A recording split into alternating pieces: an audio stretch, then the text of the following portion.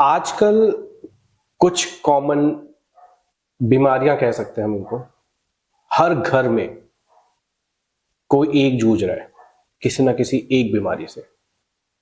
मैं आपसे उन बीमारियों के ऊपर कौन सी माइक्रोग्रीन्स इफेक्ट करेगी या उनको कह लो बेनिफिट करेगी, और जिसका वो यूज कर उस चीज को हद से हद कम कर सके।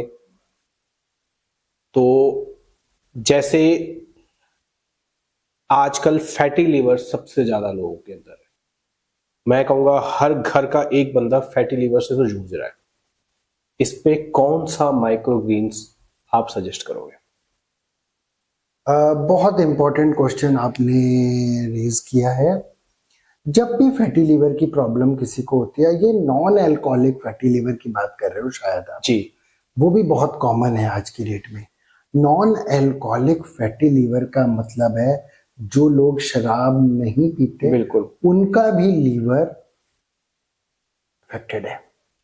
वही मेजर आने वाले टाइम में कल्प्रिट होगा और डायबिटीज, क्योंकि पैनक्रियाज जो इंसुलिन सक्रीट करना है। फैटी लिवर के लिए जब कोई पेशेंट डॉक्टर के पास जाता है, डॉक्टर के पास आज की डेट में फैटी लिवर की कोई मेडिसिन अवेलेबल नहीं है। डॉक्टर ये सजेस्ट करते हैं कि एक तो आपने फ्राइड चीज़ें नहीं खानी, आपने थोड़ा फिजिकल एक्सरसाइज करनी है, साथ के साथ वो कभी कभी ये लिख देते हैं कि विटामिन ई बाजार में खाइए, विटामिन ई के कैप्सूल्स खाइए और 2 महीने बाद मुझे दोबारा आकर दिखाइए। मगर लोग क्या करते हैं, विटामिन ई के कैप्सूल्स खाने स्टार्ट कर देते हैं और उनको फर्क पड़ना शुरू हो जाता है और वो डॉक्टर के पास नहीं जाते और वो खाए जाते हैं, विटामिन ई तो है।